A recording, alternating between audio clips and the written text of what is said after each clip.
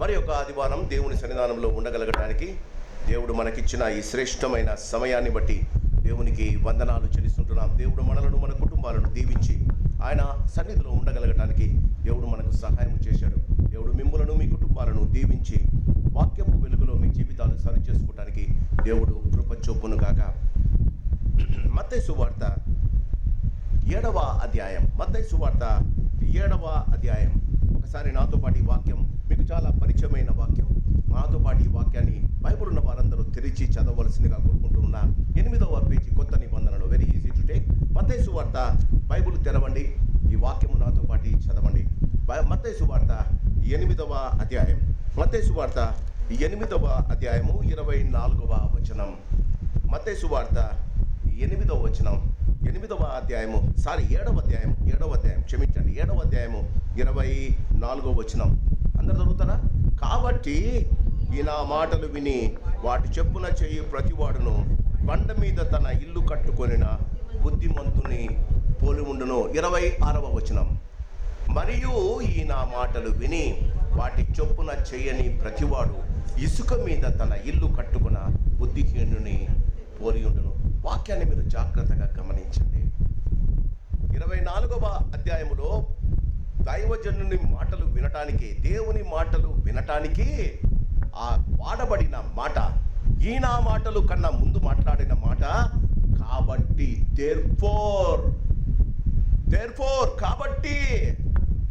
అదే 26లో దేవుని మాటలు వినక వారి జీవితాల్లో వారు చేసుకున్న తీర్మానాలకు అక్కడ కాబట్టి అన్నాయిలా. మరియు బాగా గమనించండి, కాబట్టికి మరియుకు చాలా వ్యత్యాసం ఉంది.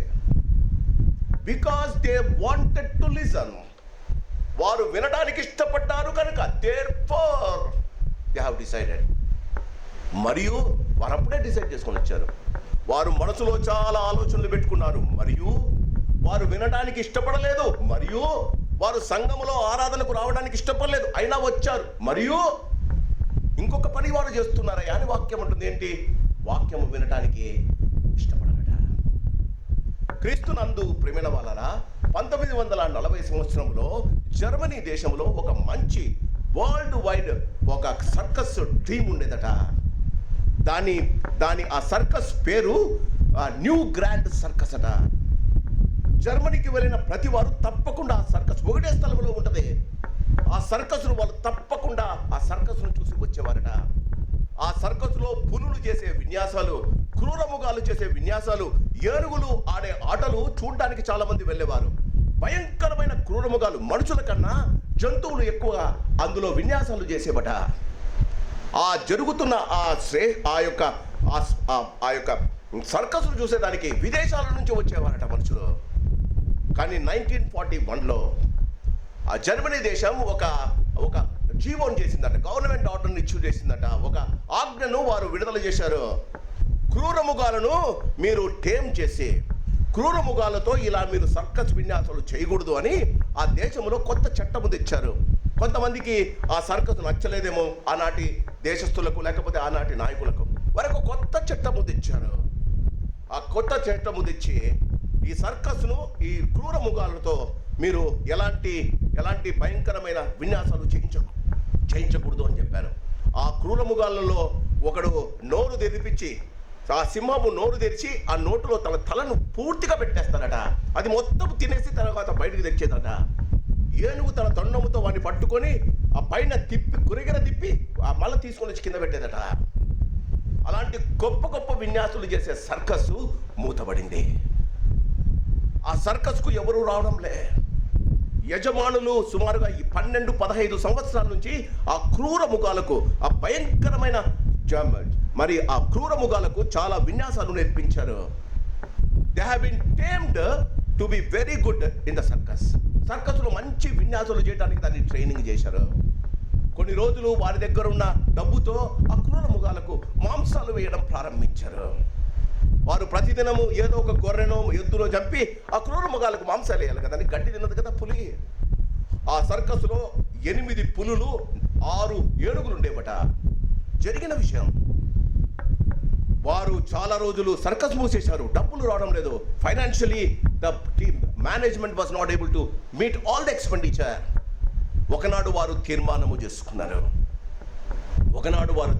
చేసుకుని మొదట ఈ 8 పులులను అడవిలో వదిలేద్దామని, వారి జీవితంలో అవి ఆ సంతోషంగా బతుకుతాయని ఆ పుల్లలను పోయి వదిలారు. అది వదిలిన వారు వెళ్తున్న ఆ యొక్క కారు వెనకాల చాలా దూరం దాకా పరిగెత్తుకుంటూ వచ్చాయట. ఎందుకు? అడవిలో నివసించడం అవి మర్చిపోయాయి. కొన్ని రోజుల తర్వాత, ఒక 3-4 నెలల తర్వాత వారు విన్న మాట ఏంటో తెలుసా? ఈ 8 పులులను 6 పులులు వేట కుక్కల చేత చంపబడ్డాయి. పులులను కుక్కలు చంపేసి తినేశాయి. అప్పుడు గవర్నమెంట్ వారు వారిని అడిగారట, అయ్యా, పులులను కుక్కలు చంపడం ఏంటయ్యా? వారి మీద కేసు పెట్టారట. పులులను చంపేయడానికి ప్రోత్సహించారని. క్రీస్తునందు ప్రియమైన వాళ్ళరా, అక్కడ ఆ మేనేజర్ ఎవడైతే రింగ్ లీడర్ ఉంటాడో వాటికంతా విన్యాసాలు నేర్పించాడో ఒక ముసలాయన వచ్చి చెప్పాడట, అయ్యా, ఆ పులులను వాటి ఇన్స్టింక్ట్, వారికి దేవుడిచ్చిన అతి శ్రేష్టమైన ఇన్స్టింక్ట్ ఏంటంటే పౌరుషము కలిగి జంతువులను చీల్చుకొని తినేది వారి యొక్క దేవుడు వారిలో పెట్టిన వరమయ్యా. చీల్చుకొని తినే పులులను మేము పిల్లులు చేసేసామయ్యా. వాటికి కావలసిన వాడు వేటాడడం వారు మర్చిపోయారయ్యా. చంపడం వారు మర్చిపోయారయ్యా. ఆ పులులు చంపడం, వేటాడి తినడం వారు మర్చిపోయారయ్యా. వారి జీవితంలో అవి వేటాడడం 10 సంవత్సరాలుగా మాతో ఉండి మాతో పాటు జీవించి సహజీవనం చేసి మాలా ఉండటానికి వారు తీర్మానం చేసుకున్నాయ్యా. ఆ పులులను అందుకే కుక్కలు చంపి తినేశాయ్యా. The instinct of tearing over the animals has been gone in their lives. క్రీస్తునందు ప్రియమైన వాళ్ళరా, 2 రాజుల గ్రంథం 7వ అధ్యాయంలో దేవుని కొరకు జీవించవలసిన ప్రజలు, దేవుని కొరకు రోషము కలిగి దేవుని యుద్ధాలు చేయవలసిన ప్రజలు, దేవుని నామాన్ని ఘనపరచవలసిన ప్రజలు. ఒక్కసారి 2వ రాజుల గ్రంథం, ఉదయకాలం చదువుకున్న వాక్యం అయ్యగారు చాలా చక్కగా చదివారు. 2వ రాజుల గ్రంథం 7వ అధ్యాయాన్ని తెరిచి ఉంచుకోనండి. 2వ రాజుల గ్రంథం 7వ అధ్యాయం, 2వ రాజుల గ్రంథం 7వ అధ్యాయాన్ని తెరిచి ఉంచుకోండి. దేవుని ఏర్పాటు చేసుకున్న ప్రజలు, దేవుడైతే వారిని ఏర్పరచుకొని వారిని తన బిడ్డలుగా స్వీకరించాడు. యాకోబు పేరు మార్చి ఇశ్రాయేలుగా మార్చి ఆయనకు 12 మంది కుమారునిచ్చి అది శ్రేష్టమైన జనాంగంగా తయారు చేశారు. క్రీస్తునందు ప్రియమైన వాళ్ళరా, అలాంటి పులులను కొంతమంది రాజులు దేవుని వాక్యము వారు వినకుండా వారిని పిల్లలుగా తయారు చేశారు. ప్రతి రాజు యుద్ధానికి వస్తున్నాడు. ఆ యుద్ధము చేయవలసిన ఇశ్రాయేలు అంటే దేవునితో పోరాడువాడు అని ఆయన పేరండి. ఇశ్రాయేలు అంటే దేవునితో పోరాడి గెలిచేవాడండి. దేవునితో పోరాడి గెలిచేవాడు ఏమైపోయాడమ్మా? పిల్లలైపోయారు. ఏ రాజు వచ్చినా, ఏ రాజు శత్రువు వచ్చినా, ఏ రాజు అధికారంకు వచ్చినా, ఏ రాజు వచ్చినా వారందరూ పిల్లలైపోయారండి. దేవునితో పోరాడే జనాంగం. క్రీస్తునందు ప్రియమైన వారు, వాస్తవానికి 7వ అధ్యాయం చదివించిన వాస్తవానికి 6వ అధ్యాయము 24వ అధ్యాయంలోనూ ఈ యొక్క శ్రేష్టమైన కథ ప్రారంభమవుతుంది. క్రీస్తునందు ప్రియమైన వాళ్ళరా, 6వ అధ్యాయం 2వ రాజుల గ్రంథం 6వ అధ్యాయానికి రండి. 6వ అధ్యాయము 24వ వచనం. అటు తరువాత సిరియా రాజైన బెన్హదదు తన సైన్యమంతటిని సమకూర్చుకొని వచ్చి షోమ్రోనును ముట్టడించను. అప్పుడు షోమ్రోను ఆనాడు సేవ చేస్తున్న ఆహాబు రాజు, ఇశ్రాయేలు రాజు యొక్క ముఖ్య పట్టణం. If you wanted to understand, it is like Delhi for us. షోమ్రోను పట్టణం ముఖ్య పట్టణం. దావీదు కట్టించిన యెరూషలేమును వదిలేశారు, దేవుని దేవాలయాన్ని వదిలేశారు, దేవుని వాక్యాన్ని వదిలేశారు, దేవుని సేవకులను వదిలేశారు. వారి జీవితంలో ఇష్టానుసారం వారు జీవిస్తున్నారు. భయంకరమైన ఆహాబు యెజబెలు దేవుని సేవకులను చంపాలని ఏలియాను ఎలీషాను ముప్పు తిప్పులు పెడుతున్నారు. దేవుని వాక్యము వచ్చినప్పుడల్లా వారిని శపించడమో, దూషించడమో, కొట్టడమో చేస్తున్నారు. దేవుని వాక్యము ప్రకటింపకుండా బయలుదేవుకు అశ్వరథ దేవతలకు వారు మొక్కుబడులు చేస్తున్నారు. భయంకరైన యెజబేలును పెళ్లి చేసుకొని, బబులోను రాజకుమార్తె అయిన యెజబేలును చేసుకొని, దేవుని ఆలయములో, దేవుని స్థలములో నిజమైన యెహోవాకు బలి అర్పించకుండా 400 మంది బయలుదేవతలను ఆమె ఏర్పరచుకొని దేవుని గుడారములో బయలుదేవతకు పూజలు చేస్తున్నారు. క్రీస్తునందు ప్రియమైన వాళ్ళరా, ఈ 6వ అధ్యాయంలో దేవుడు బెన్హదదు, సిరియా రాజైన బెన్హదదును పంపాడు. ఎందుకండి? వారు తన ప్రజలు కదా, వారు తను కోరుకున్న జనాంగము కదా, వారి కొరకు ఆయన చేయనిదంటూ ఏమీ లేదు కదా. వారి జీవితంలో వారు కావలసినంత వారి జీవితంలో చేయగలిగినంత చేశారు కదా. ఆ దినాలలో డిఎల్ మూడీ గారు కామెంటరీలో అంటారు, people have forgotten the name of Yahweh in their lives. యెహోవా అనే నామాన్ని ప్రజలు మర్చిపోయారట. The people have forgotten the name of Yahweh in their lives. Yahweh దేవుడని, ఆ దేవుడే వారిని పుట్టించాడని, ఆ దేవుని ద్వారా అద్భుత కార్యాలు జరిగాయని వారు మర్చిపోయారటండి. క్రీస్తునందు ప్రియమైన వాళ్ళరా, 6వ అధ్యాయం 24వ వచనంలో క్రీస్తును షోమ్రోను ముట్టడిపడింది. దాని నుండి బయటికి ఎవరు వెళ్ళలేదు, దానికి లోపలికి ఎవరు రాలేరు. 6 సంవత్సరాలు ముట్టడి వేసింది. వారి దగ్గర ఉన్న సరుకులన్నీ అయిపోయాయి, వారి దగ్గర ఉన్న పిండి అంతా అయిపోయింది, వాడి దగ్గర ఉన్న ఆయిల్ మొత్తం అయిపోయిందండి. క్రీస్తునందు ప్రియమైన వాళ్ళ వారి పరిస్థితి ఎలా ఉందో తెలుసా? ఒక్కసారి నాతో పాటు 2వ రాజుల గ్రంథం, బైబిల్ ఉన్నవారు చేతిలో పట్టుకోండి. 2వ రాజుల గ్రంథం 6వ అధ్యాయం 25వ వచనం. అప్పుడు షోమ్రోనులో గొప్ప క్షామము కలిగి ఉండగా గాడిద యొక్క తల, ఎవరిదమ్మా? గాడిద భయంకరమైన అపరిశుద్ధమైన జంతువు. గాడిద తొడ కాదు, గాడిద రొమ్ము కాదు, గాడిద తోక కూడా కాదండి. గాడిద తల ఒకసారి ఊహించుకోండి ఎలా ఉంటుందో. గాడిద తల ఎంతటమ్మా? 80 రూపాయలు. వాస్తవానికి గాడిదే 5 రూపాయలకు అమ్మేవాళ్ళు ఆ దినాల్లో. గాడిదనే 5 రూపాయలకు అమ్మేవారు. ఇప్పుడు గాడిద తలను 80 రూపాయలకు అమ్ముతున్నారు. క్రీస్తునందు ప్రియమైన వాళ్ళరా, గాడిద తల 80 రూపాయలకును పావురపు రెట్ట అంటే డంగండి. పావురాల యొక్క రెట్ట అంటే పావురాలు కక్క చేస్తాయి కదా, అవి పావురం కాదు. పావురాలని చచ్చిపోయాయి, పావురాలని తినేశారు. పావురపు రెట్ట, నా మాటలు కావండి ప్లీజ్. పావురపు రెట్ట 5 రూపాయలకు. కొనుక్కుంటారా? పావురాలు కాదు, పావురపు రెట్ట. క్రీస్తునందు ప్రియమైన వాళ్ళరా, తినడానికి ఏమీ లేదు, భుజించడానికి ఏమీ లేదు. గాడిద తల 80 రూపాయలు.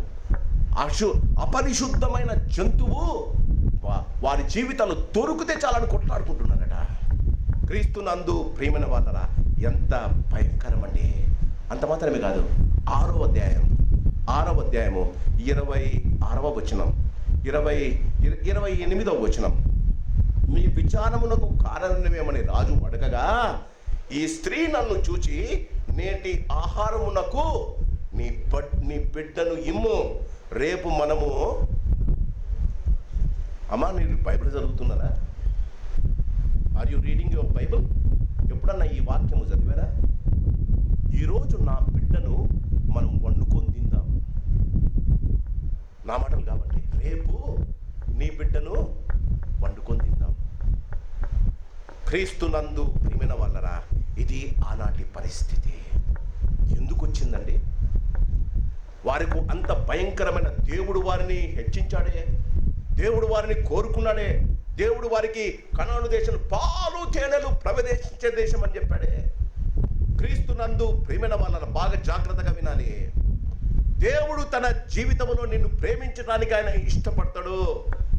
ప్రేమించి ఆయన దగ్గరికి వచ్చిన ప్రతి వారిని ఆయన ఉన్నతమైన ఆశయాలతో ఆశీర్వదిస్తాడు.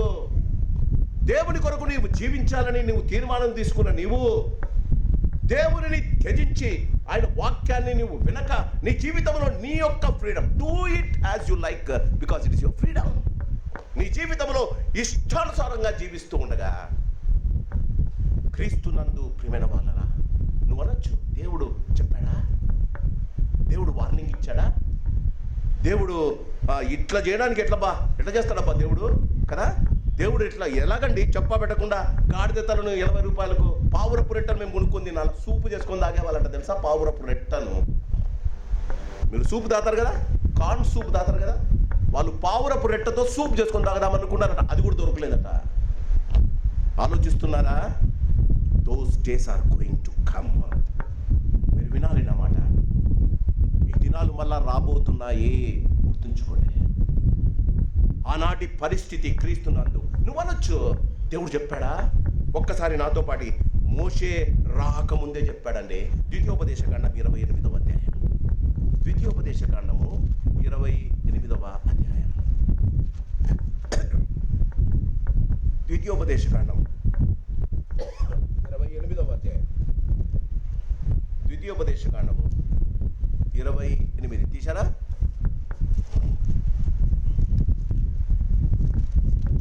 ద్వితీయోపదేశకాండం మోషే అంటాడండి, మొదటి వచనం, నీవు నీ దేవుడైన యెహోవా మాట శ్రద్ధగా విని నేడు నేను నీకు ఆజ్ఞాపించు ఆయన ఆజ్ఞలన్నింటినీ అనుసరించిన ఎడలా, మొదటిది అనుసరిస్తే, అదే యేసు ప్రభు మత్తయి సువార్త 7వ అధ్యాయం 24లో చెప్పాడు, కాబట్టి నా మాటలు విని.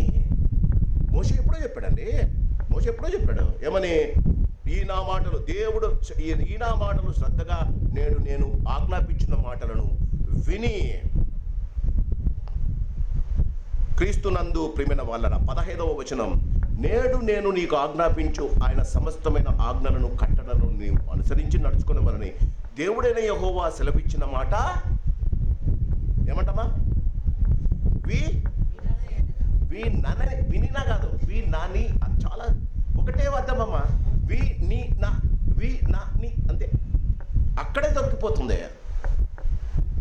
నీవు నా మాటలు వినని ఎడల ఏమవుతుందమ్మా? అయ్యా వింటానయ్యా అంటాం, వినకపోతే క్రీస్తునందు ప్రియమైన వాళ్ళరా 53వ వచనం, అప్పుడు 53వ వచనం, అప్పుడు ముట్టడిలోను నీ శత్రువులు నిన్ను కష్టపెట్టు ఇబ్బందుల్లోనూ నీ గర్భఫలమును అనగా నీ దేవుడైన యెహోవా నీకు ఇచ్చిన నీ కుమారుల యొక్కయో నీ కుమార్తెల యొక్కయో చెప్పాడా?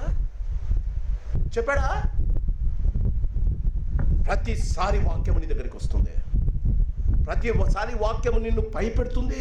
నాకు కాదు, పాస్టర్ గారు అడిసారి చెప్తున్నారు, నాకు కాదు. పాస్టర్ గారికి డబ్బులు ఇస్తున్నాం అందుకే మమ్మల్ని తిడుతున్నాడు కదా. వారు ఇంకా కానాను దేశానికి వెళ్ళలేదండి, వారు ఇంకా కానాను దేశం వెళ్ళలే. దేవుడు అంటాడు, నేను చెప్పిన మాటలు వినకపోతే శత్రువు నిన్ను ముట్టడిస్తాడయ్యా, నీకు తినడానికి లేక నీ పిల్లలను నువ్వు కోసుకొని తింటావయ్యా. ఆలోచించండి. ఎప్పుడో చెప్పాడు సార్, మాకు గుర్తులేదు సార్. కనాను దేశానికి వెళ్ళేటప్పుడు చెప్పారు సార్, మాకు గుర్తులేదు సార్. ఆయన సొలొమోను చేత 2వసారి పలికించాడు. రండి నాతో పాటు మొదటి రాజుల గ్రంథం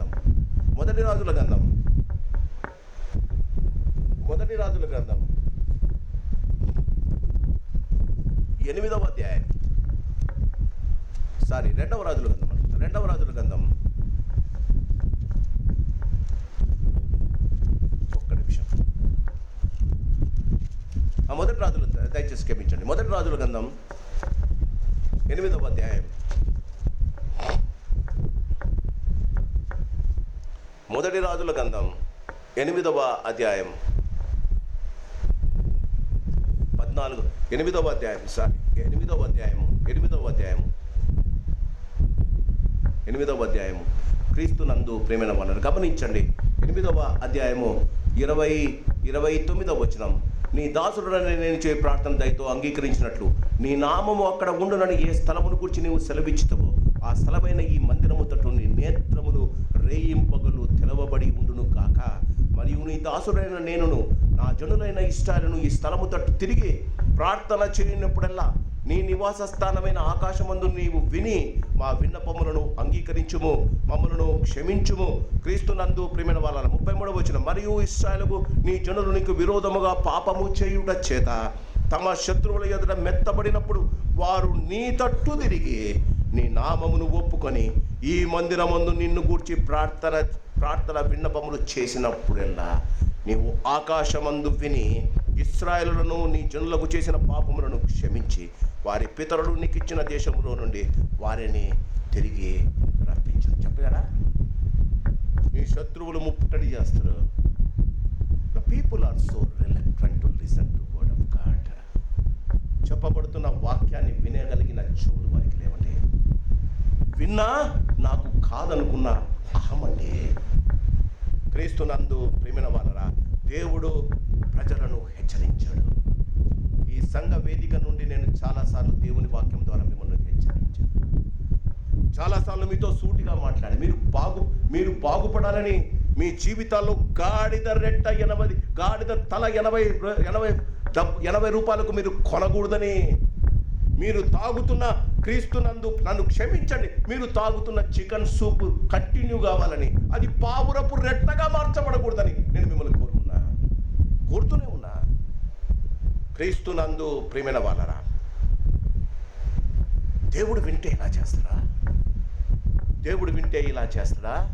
క్రీస్తునందు ప్రేమైన వాళ్ళరా, దేవుడు లేని ప్రజలకు వారి పిల్లలను కాల్చుకొని తినే భయంకరమైన పరిస్థితి దేవుడే తెస్తాడు. గమనించండి. You will be cry out about your children but they will not be available before you. నువ్వు నీ పిల్లల కొరకు గుండె బాదుకుంటావు, వారు నీకు కనిపించదుగాక కనిపించరు. ఈ ఉదయకాలం నువ్వు నీ జీవితాల్లో గడుపుకోవాలి. దేవుడు ఇంత చెడ్డోడా? దేవుడు ఇంత భయంకరమైన పని చేస్తాడా? దేవుడు క్రీస్తునందు ప్రియమైన వాళ్ళరా, దేవుడు ఇలాంటి దేవుడు మనకెందుకు అనుకునే వాళ్ళు చాలా మంది ఉన్నారు కదా. దేవుడు మంచివాడండి. ఆయన మంచివారికి, యెహోవా మంచివారికి మేలు చేయను, యథార్థ హృదయులకు మేలు చేయను. ఈ ఉదయకాలము ఒక 200 సంవత్సరాలు వెనక్కిపోతే, ఇప్పుడు చదివిన 2వ రాజుల గ్రంథం 7వ అధ్యాయంలో ఆహాబు కుమారుడు రాజుగా ఉన్నాడు. క్రీస్తునందు ప్రియమైన వాళ్ళ ఒక 200 సంవత్సరాలు మనం వెనక్కి వెళ్తే, జస్ట్ 200 ఇయర్స్ వెళ్ళేసప్పటికి ఎక్కడికి వస్తామో తెలుసా? మొదటి రాజుల గ్రంథం 4వ అధ్యాయానికి వస్తాం. రండి, మొదటి రాజుల గ్రంథం 4వ అధ్యాయం. మొదటి రాజుల గ్రంథం 4వ అధ్యాయం. మొదటి రాజుల గ్రంథం 4వ అధ్యాయం. దావీదు, దేవుని హృదయానుసారైన దావీదు, దేవుని ఆజ్ఞలను బట్టి దీవించబడిన దావీదు. మీరు బైబిల్ స్టడీకి వస్తే మీకు తెలుస్తుంది ఎందుకు దావీదు దేవుని హృదయానుసారుడయ్యాడు. 6 విషయాలు నేను బైబిల్ స్టడీలో చెప్తాను, మీరు వినండి. అప్పుడే భయంకరమైన 22 సంవత్సరాలు సౌలు ఆయనను చంపడానికి పరిగెత్తించాడండి దావీదు. తిరగని ఊరు లేదు, దాక్కొని గుహ లేదు, అడుక్కొని మనుషుడు లేడండి దావీదు. 22 ఇయర్స్, 22 సంవత్సరాలు. ఒకనాడు అదుల్లాము గుహలో ఉంటాడు, ఇంకొకడు పర్వత మెట్టల్లో ఉంటాడు, ఇంకో రోజు ఆహీషు రాజు దగ్గర ఉంటాడు. తన జీవితంలో భయంకరమైన పరిస్థితుల్లో భార్య పిల్లలను వదిలేశాడండి. అప్పటికి ఆయనకు 4 భార్యలు. ఆయన భార్య పిల్లలు వదిలేశాడండి. తన జీవితంలో ఏమీ లేదండి ఆయనకు. భార్య పిల్లలు ఎలా ఉన్నారో తెలియదు. మొదటి సమూయేలు గ్రంథం చివరి అధ్యాయానికి వచ్చే సమయానికి 23వ అధ్యాయం, సౌలు చచ్చిపోతాడు యుద్ధంలో. అందరూ దావీదునకు కబురంపుతారు, నేను రాజుగా చేద్దాం. ఈ పరిస్థితిలో నువ్వు ఎక్కడో మిలిటరీ డ్యూటీకి వెళ్ళావు. మిలిటరీ డ్యూటీకి వెళ్ళిన తర్వాత ఒక 5 సంవత్సరాల తర్వాత నీకు వెసులుబాటు కలిగి నువ్వు ఇంటికి వచ్చావు. What do you do? ఏం చేస్తావమ్మా? మొదట నీ భార్యను చూడాలి, తరువాత నీ పిల్లలను చూడాలి, తరువాత మీ అమ్మగారి ఊరికి పల్లెకి వెళ్ళాలి, సమయం ఉంటే గుడికి రావాలి. అంతేనా? దావీదు 22 సంవత్సరాలు మరి పర్వతాలను, గుట్టలను, రాజులను పట్టుకొని తిరుగుతున్నాడని. తనతో పాటు 500 మంది ఉన్నారు తన సేవకులు. భార్య బిడ్డలను ఎప్పుడూ వదిలేశాడు. మొదటి దినవృత్తాంతం గ్రంథంలో మనం గమనిస్తే 3వ అధ్యాయంలోనే ఏమంటాడంటే, దావీదు రాజు అయిన వెంటనే దావీదు అంటాడు, సౌలు దినములన్నిటను మనము దేవుడిని విడనాటితిమే. మొట్టమొదటి మాట అండి, నా దేవుడు నాకు కావాలి. పిల్లలు ఇంకా వచ్చి రాజు అయినాడని భార్య పిల్లలకు తెలీదు. మొదట దేవుడు. అప్పటిదాకా సౌలు బెన్యామీను గోత్రికుడు. తన గోత్రములో ఉన్న ఒక గోత్రాన్ని ఆయన పెంచి పోషించాడు. మిగిలిన గోత్రాన్ని పట్టించుకోనే లేదండి ఆయన. చెదిరిపోయిన ఇశ్రాయేలీలు. ఆ చెదిరిపోయిన ఇశ్రాయేల్ అందరినీ రెండవది ఆయన చేసింది 12 గోత్రాల వారు వచ్చేమంటారో తెలుసా? మేము నిన్ను ఎముకనంటిన వారం, మీ రక్తమే మా రక్తమయ్యా, మనం ఇశ్రాయేలుమయ్యా. ఆయన అంటాడు 12 గోత్రాలు రావాలి. ఎన్ని రోజులు పట్టిండొచ్చండి? 12 గోత్రాలు. ఆ 12 గోత్రాలు క్రీస్తునందు ప్రియమైన వాళ్ళరా చేసిన వాళ్ళందరినీ జత చేసి వారందరినీ అడుగుతాడు, నేను మీకు రాజుగా ఉండవచ్చా? దేవుడు అన్యాయం చేశాడండి. ప్రజల ఆమోదం కోరుకున్నాడండి. రెండవది ప్రజలను సమకూర్చాడు. It might have taken more than 2 years. It did not go to his family. మూడవది ఇప్పుడు అంటాడు, మందసము ఫిలిష్తీయుల దగ్గర ఉంది, వాళ్ళని తీసుకురావాలి. మందసము యొబేదేదెము ఇంట ఉంది, మనం దాన్ని తీసుకురావాలి. మూడవది మందసం అంటే దేవుని ఆజ్ఞలు, దేవుని కట్టడలు అనుసరి చిగురించిన అహరోను కర్ర, గిన్నె మన్నా ఉన్న దేవుని అతిశ్రేష్టమైన దేవుని యొక్క మన్నా ఆ గిన్నె అందులో ఉందండి. దానిని ఏమనంటాడు? మూడవది దేవుని మందసాన్ని తెచ్చాడు. వెంటనే అంటాడు, నేను కట్టబడిన భవంతుల్లో ఉండగా నా దేవుని మందిరం గుడారాలలో నేను దానికి ఒక గుడి కట్టిస్తాను. పాదాల దగ్గరికి పోలేదు. నాలుగవది దేవుని గుడి. దేవుడు అంటాడు, నాతానును పంపించి నువ్వు కట్టకూడదు, నీ కొడుకు కడతాడు. అప్పటికింకా బెత్షెబాను పెళ్లి చేసుకోలే, అప్పటికింకా సొలొమోను పుట్టలే. నీ కడుపున పుట్టబోవు కుమారుడు నాకు ఒక మందిరం కడతానంటాడు దేవుడు. క్రీస్తునందు ప్రేమైన వాళ్ళ ఆయన అంటాడు, ఓకే ప్రభువా, 1,48,000 కేజీల బంగారాన్ని దేవుని కొరకు సమకూరుస్తాడు. విన్నారా? మీకుందా? 1,48,000 కేజీలు బంగారాన్ని సమకూర్చి దేవుని మందిరం కొరకు ట్యూస్డే వస్తే మీకు తెలుస్తుంది. తరువాత దేవుని మందిరంలో యాజకుడైన అహరోను సంతతికి 22 తరగతులుగా విభజిస్తాడు.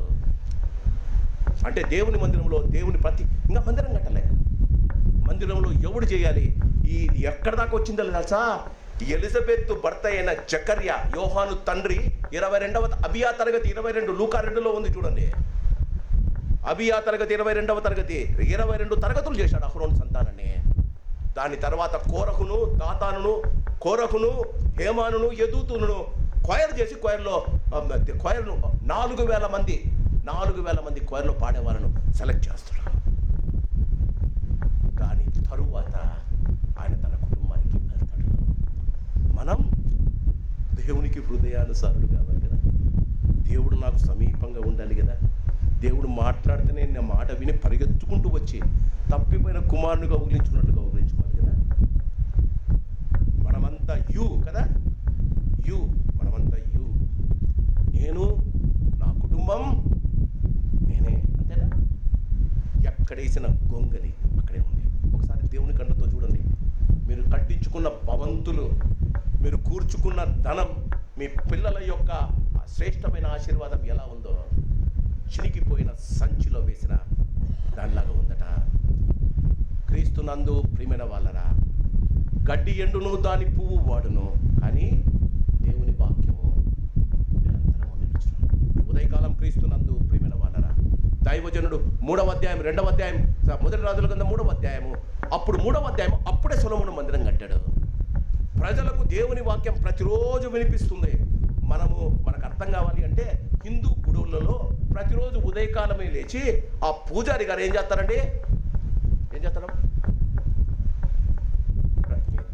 నో ప్రాబ్లం, చెప్పండి, ఏం చేస్తాడమ్మా?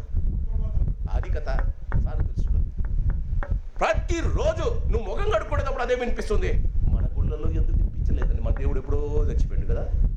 మన దేవుడు ఎప్పుడో చచ్చిండు. మన గుడి ఎక్కడుందో తెలియదు. సుప్రభాతం అని పిలుస్తాం.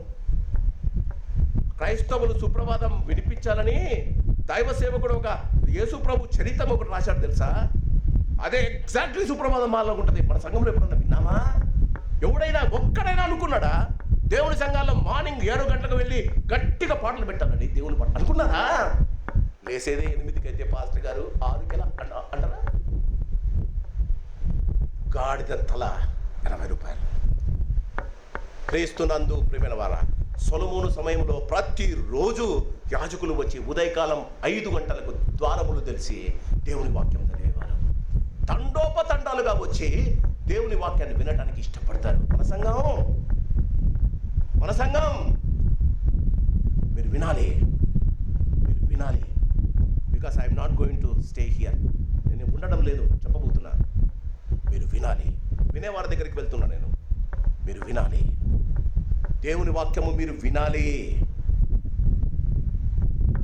ఈ వినే సామ్రాజ్యంలో ఒక భయంకరమైన పరిస్థితి ఏర్పడింది. అప్పుడే రాజయ్యాడు, మందిరం కట్టాడు సొలొమోను, దావీదు కుమారుడు. మొదటి రాజుల గ్రంథం 3వ అధ్యాయం 16వ వచనం.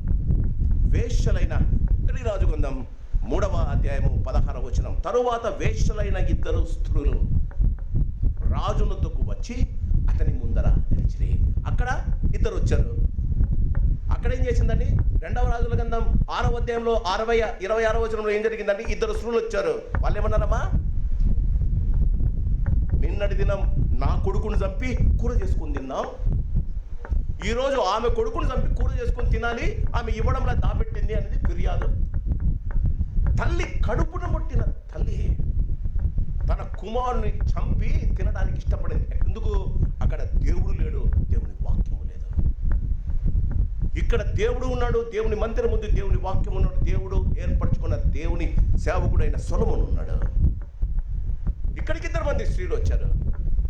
ఒక స్త్రీ అంటది, వినండి, ఒక స్త్రీ అంటది, వారిలో ఒకటి 17వ వచనం. వారిలో ఒకటి ఇట్లు మనవి చేసెను, నా ఏలినవాడ చిత్తగించుము. నేను స్త్రీను ఒక ఇంటిలో నివసించుచున్నాం, దానితో కూడా ఆ ఇంటిలో ఉండి నేను ఒక పిల్లను కంటిని. నేను కనిన 3వ దినమున ఇదియు పిల్లలను కనెను. మేమిద్దరమును కూడా ఉన్నాము, మేమిద్దరము తప్ప ఇంటిలో మరి ఎవరునూ లేరు. అయితే రాత్రి అందు ఇది పడకలో తన పిల్ల మీద పడగా అది చచ్చెను.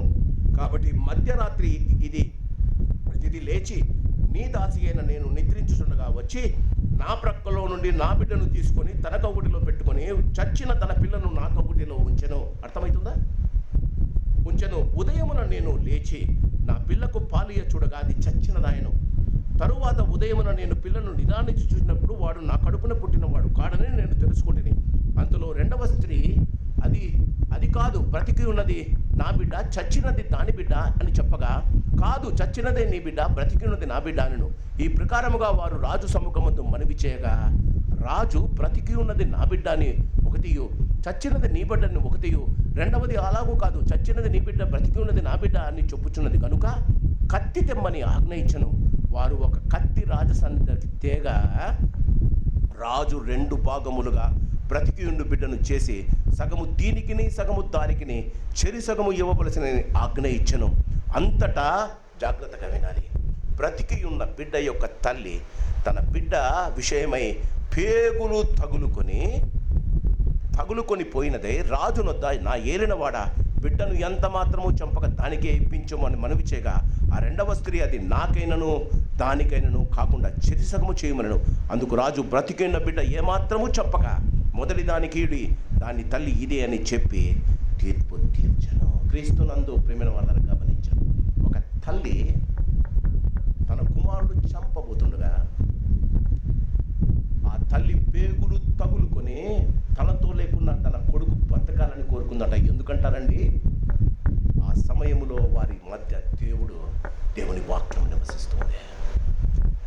2వ రాజుల గ్రంథం 7వ అధ్యాయానికి వచ్చే సమయానికి ఒక తల్లి తన బిడ్డని చంపి వండుకొని తనతో పాటు ఉన్న స్త్రీకు పెట్టిందట.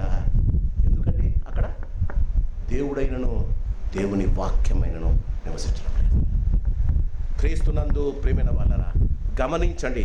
ఈ ఉదయకాలం దేవుడు నీతో నాతో అంటున్న మాట, పేగులు తగులుకొని ఆమె చంపడానికి అదే ప్రజలండి. మొదటి రాజుల గ్రంథం 3వ అధ్యాయంలో ఉన్నవాడు దేవుని ప్రజలే. 2వ రాజుల గ్రంథం 7వ అధ్యాయంలో ఉన్నారు దేవుని ప్రజలే. మొదటి రాజుల గ్రంథం 3వ అధ్యాయంలో ఉన్నవారు ఇశ్రాయేలీయులే. రెండవ రాజుల గ్రంథం 7వ అధ్యాయంలో కూడా ఇశ్రాయేలులే. మొదటి రాజు, జాగ్రత్తగా వినాలి, మొదటి రాజుల గ్రంథం 3వ అధ్యాయంలో దేవుడు ఏర్పరచుకున్న రాజు. రెండవ రాజుల గ్రంథం 7వ అధ్యాయంలో దేవుడు ఏర్పరచుకున్నాను, దేవునిని ఎరగని అహాబు రాజు. క్రీస్తునందు ప్రియమైన వాళ్ళ, where there is no god fearing people, the church will perish. గమనించండి, దేవుని వాక్యము పట్ల నీకు అవిధేయతలు ఉంటే, దేవుని వాక్యము క్రీస్తునందు ప్రియమైన, దేవుని వాక్యాన్ని గురించి అలసట ఉంటే, దేవుని వాక్యాన్ని నీవు పట్టించుకోకపోతే, ఎందుకన్నా ఎందుకు వాక్యం వినడానికి రావాలి? ఎందుకు వాక్యం, దేవుడి వాక్యం వినకపోతే దేవునికి ఎందుకు అంత కోపం? ఎందుకో తెలుసా? ఆ వాక్యం యేసు ప్రభువు కనుక. యేసు ప్రభువుని గురించి చులకనగా చూస్తే యేసు ప్రభు బతికించడండి. నా దగ్గర ఒక బుక్ ఉంది, what happen to pilot after he declared Jesus to crucify. నా దగ్గర ఒక బుక్ ఉంది, కావాల్సిన చదవండి. పిలాతు, క్రీస్తునందు ప్రేమ వాళ్ళరా, ఉరి పెట్టుకొని చచ్చిపోతారట పిలాతు, తెలుసా? భార్య తృణీకరిస్తుందట, పిలాతు ఉరి పెట్టుకుంటాడట. హేరోదు రాజు పురుగులు పడి చచ్చిపోతాడటండి. యేసు ప్రభుని గురించి చులకనగా చూస్తే, యేసు ప్రభుని చులకనగా చూడడం అంటే వాక్యాన్ని చులకనగా చూడడం. జాగ్రత్తమ్మా. You may dislike me, but don't dislike God's word. క్రీస్తునందు ప్రియమైన వాళ్ళరా, ఎంత భయంకరమండి. మన పిల్లలు బాగా గమనించండి, కూర్చున్న మీరు, వింటున్న మీరు, your future is in your children's hand. మీ జీవితం యొక్క సారాంశం, మీ జీవితం, మీ ఫ్యూచర్ మీ పిల్లల చేతిలో. మీరంతా మీ జీవితం గడిపేశారండి. God is not interested in you. దేవుడు మిమ్మల్ని గురించి ఆలోచించడం లేదండి. దేవుడు మీకు ఇచ్చిన పిల్లలు అమ్మా. యెహోషువ గ్రంథం 24వ అధ్యాయంలో యెహోషువ అంట, నేనును నా ఇంటి వారును. మన జీవితాల్లో చాలా జాగ్రత్తగా ఉండాలి. You are not worried because you feel that you have everything. క్రీస్తునందు ప్రియమైన వాళ్ళరా, తన జీవితంలో యెహోరాము రాజు అనుకుంటాడు. రెండవ రాజుల గ్రంథం 7వ అధ్యాయంలో అహాబు కుమారుడైన యెహోరాము జీవితంలో అన్నీ ఉన్నాయి కదా, నా జీవితము కావలసి ఉంది కదా, నా జీవితంలో సమస్తము నేను కలిగి ఉన్నా కదా, నాకెందుకు దేవుడు? క్రీస్తునందు ప్రేమైన వాళ్ళరా, ఈ సమస్య నీదైతే, I have a job, I have children to send them to college. Yes, ఆనాడు సొలొమోనుకు కూడా 1000 మంది భార్యలు. కట్టడం అయితే ఆపలేదే. 1000 మంది భార్యలు. దేవుని వాక్యం ప్రకటించడం అయితే యాజకుల చేత స్టాప్ చేయలేదు. 1000 మంది భార్యలు. దేవునికి 1000 బలులు అర్పించడం మానలేదే. ఈ ఉదయకాలం దేవుడు నిన్ను సూటిగా అడుగుతున్నాడు. 90వ కీర్తన 14వ వచనం, నీ సేవకులకు నీ ప్రభావము చూపించుము, వారి కుమారులకు నీ ప్రభావము చూపించు. ఆయన సేవ చేయడానికి నీవు ఇష్టపడితే నాన్న గమనించు, నీ పిల్లలకు ప్రభావం ఉండదంట. నీ సేవ చేయించుకోవడానికి నీకు ఎక్కువైతుంది కదా. దేవుని సేవ ఎలా చేస్తావు? పాస్టర్ ఏమో అన్నాడని, పాస్టర్ ఏదో గొనిగాడని, నీ పేరు లేదని నీవు దేవునికి దూరం. ఎవరికండి? Who is going to lose? ప్రభావము తనలో నుండి వెళ్ళిపోయిందని సంసోనుకు ఎక్కడ తెలిసిందమ్మా? కండ్లు పోయిన తర్వాత తెలిసింది. నాన్న చెప్తున్నప్పుడు చెవులో వినలే. నాన్న చెప్తున్నాడు, నీవు నా తీరు చేయబడిన వాడు, నీవు ఇశ్రాయేలులో పిల్లలు లేని పోయి ఆ భయంకరమైన ఆమె డెలీలా దగ్గరికి ఎందుకు వెళ్తావు? నాన్న చెప్పాడు, చూశాడు, ఆశించాడు, వెళ్ళాడు. దేనితో ఆయన భయంకరమైన పాపము చేశాడు? ఆ 2 కళ్ళను ఊడబెరికి ఆయన చెరసాలలో తిరుగటి నాజీరు చేయబడ్డవాడు, న్యాయాధిపతిగా ఎంచబడినవాడు, అంతటి పరాక్రమవంతుడు. ఇశ్రాయేలు దేశంలో, లోకములో ఇప్పుడు దాకా పుట్టని వాడండి సంసోను. నీ పిల్లలు జుట్టు పెంచుకుంటుంటే, నీ పిల్లలు సంతోషంగా ఉంటే, దేవునికి దూరంగా ఉంటే, వారు చేస్తున్న పనులను వీక్షిస్తూ సంతోషిస్తున్నావు కదా. ఈ ఉదయకాలం దేవుడు నీకు వార్నింగ్ ఇస్తున్నాడమ్మా. ఈ నా మాటలు విని వాటి చొప్పున చేయు ప్రతివాడు బండ మీద ఇల్లు కట్టుకొనిన బుద్ధిమంతుని పోలి. Your choice. క్రీస్తునందు ప్రియమైన వాళ్ళరా, మన పిల్లలు మన ఫ్యూచర్ అండి. సొలొమోన్ అంటాడు, వాడిని సంపుతానమ్మా. కత్తి తెచ్చాడు. ఈ దినాల్లో కత్తి ఏందండి? దేవుని వాక్యం. ఈ కత్తితో మీ పిల్లలను చంపడానికి ట్రై చేయండి. వాక్యం అనే కత్తితో చంపడానికి ట్రై చేయండి అమ్మా, ప్రయోజకులు అవుతారమ్మా. బెత్తము వాడని వాడు తన తండ్రికి విరోధి.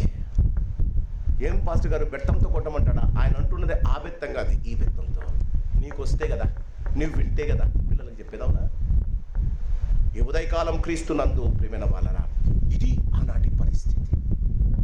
దేవుడు వదిలేస్తాడా?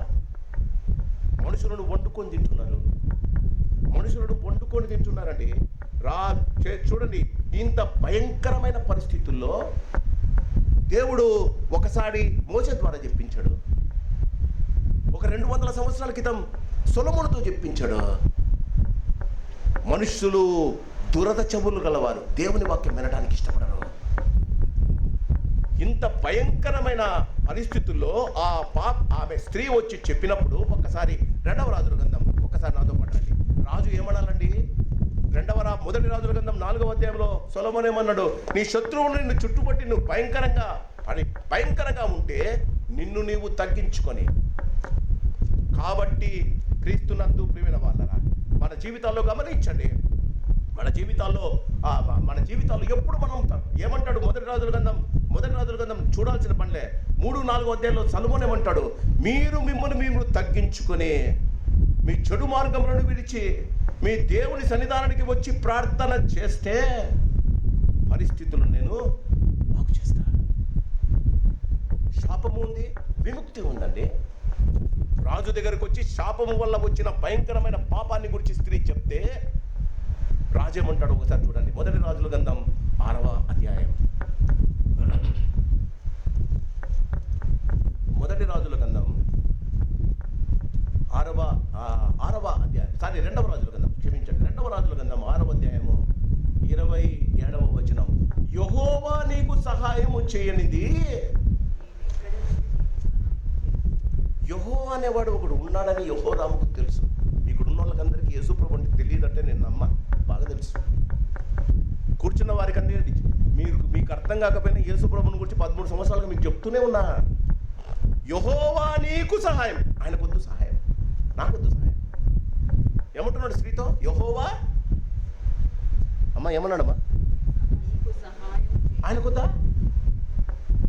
దేవుడు? తల్లిదండ్రులు, మీకు దేవుడు వద్దు, మీకు దేవుడు వద్దండి. యెహోవా నీకు సహాయం చేయకపోతే నేను ఏమంటావు? దేవుడు ఇస్తే కదరా నిన్ను పంపించేది, దేవుడు ఇస్తే కదరా నీకు స్కూటర్ కొనిచ్చేది, దేవుడు ఇస్తే కదరా నీకు మంచి ఇల్లు పెట్టేది, దేవుడు ఇస్తే కదరా. అవునా? దేవుడు ఇవ్వాలంటే ఏం చేయాలండి? నా ప్రజలు తాము తగ్గించుకొని వాడి చెడు మార్గములను విరిచి మా దేవతలను పారవేసి నా వైపు తిరిగి నన్ను ప్రార్థించిన ఎడల ఆకాశము నుండి నేను వారి ప్రార్థనలను విని వారి దేశాన్ని, వారి ప్రజలను స్వస్థపరుస్తాను. ఇది ఆయన వాగ్దానం. చేస్తున్నామా? వస్తున్నామా? శుక్రవారం ప్రార్థనకు వస్తున్నామా? నా ప్రజలు తమ చెడు మార్గములను విరిచి. మన జీవితాల్లో గమనించాలి, చెడు మార్గం నిన్ను దేవుని సన్నిధానాన్ని తీసుకోకుండా చేస్తుంది. చెడు మాట నిన్ను దేవుని సన్నిధానం చేయకుండా చేస్తుంది. క్రీస్తు మొదటి ఈయనంటాడు, యెహోవా నీకు సాయం చేయలేదు తల్లి, నన్ను ఏం చేయమంటావు? Don't take God's word in vain. యెహోవా నామమును ఏమంటాడు? యెహోవా నామమును వ్యర్థముగా ఉచ్చరింపకూడదు. కొంతమంది అంటారు, ప్రైజ్ ది లార్డ్. నీకెవడు ఇచ్చాడయ్యా? లార్డ్ అనే దేవునికి నీ జీవితాన్ని సమర్పించుకొని దేవునికి సేవకుడుగా, బానిసగా ఉండాలి. లార్డ్ అంటే ఏమమ్మా?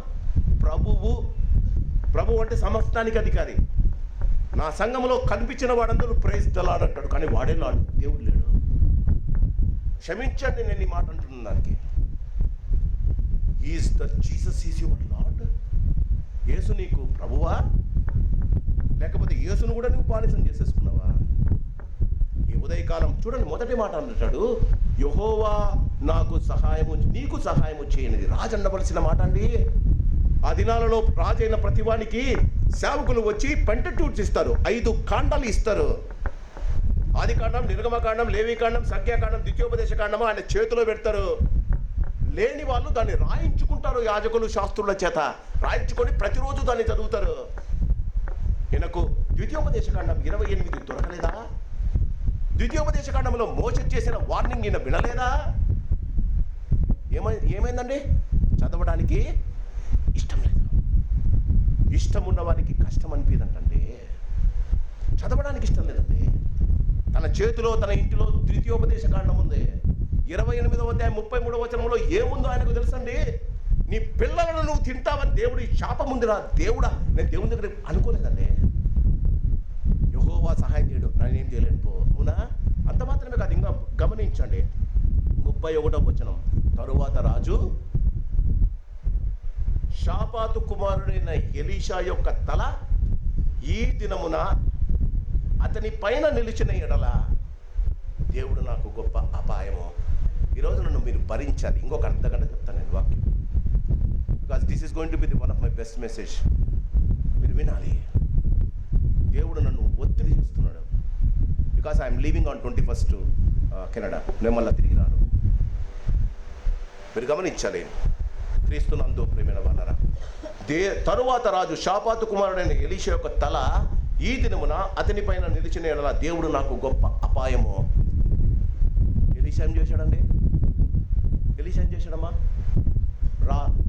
యుద్ధానికి వస్తే పరిగెత్తుకుంటూ వస్తాడు ఎలీషా దగ్గరికి. అయ్యా ప్రార్థన చేసి నేను పోతే గెలుస్తానా? ఎలీషా ప్రార్థన చేస్తాడు, పో గెలుస్తావు అంటాడు. ఇంకొక రాజు వస్తాడు. ఇంకొక రాజు హీరాము రాజు వచ్చినప్పుడు, ఈ వెనకదే హీరాము రాజు వచ్చినప్పుడు వెళ్ళొద్దు, యుద్ధానికి వెళ్ళొద్దు అని వెళ్ళాడు. ఇంకొకసారి అందరూ ఎలీషాను చంపడానికి వస్తే ఎలీషా వాళ్ళని తీసుకొని వెళ్ళి రాజు దగ్గర తీసుకెళ్తాడు. వారికి అందరికీ గుడ్డికితనం కలిగజేస్తాడు దేవుడు. రాజు ఇంటికి తీసుకొని వెళ్తాడు. రాజు అంటాడు, అయ్యా నా తండ్రి, ఎలీషాతో అంటాడు ప్రవక్త, నా తండ్రి, యు ఆర్ మై ఫాదర్. నా తండ్రి, నా శత్రువులు వచ్చారు నా ఇంటికి, చంపమంటావా? ఎలీషా అంటాడు, ఏమయ్యా గుడ్డోళ్ళయ్యా, వాళ్ళందరినీ దేవుడు గుడ్డోళ్ళు చేశాడయ్యా. మంచి భోజనం చేసి వాళ్ళు కడుపు నిండా తినేటట్టు చేయ్యా. 6,000 మందికి భోజనం సిద్ధపరిచి రాజు. ఇదంతా ఎలీషా మాటల మీద జరిగింది. ఇప్పుడు క్షామం వచ్చింది. దేవుడు మిమ్మల్ని శపిస్తాడు. దేవుడు భయంకరమైన పరిస్థితి గుండా నిన్ను తీసుకొని వెళ్తాడు. దేవుడు నీ జీవితంలో భయంకరమైన పరిమాణాలు చేస్తాడని చెప్తూ ఉంటే ఆయన అంటాడు, రేపటికి ఈ సమయానికి ఎలీషా మొండం మీద ఆయన తల ఉండదట. అబ్బా, ఎంత మంచి రాజు అండి. అంతేనా? నీ కథ పడతాం పాస్టర్ గారు అన్నారు నన్ను. నేను భయపడలే. ఎందుకో తెలుసా? నేను బతికినా చచ్చిన ఆయన కోసమే. క్రీస్తునందు ప్రియమైన వాళ్ళని మీరు గమనించాలి.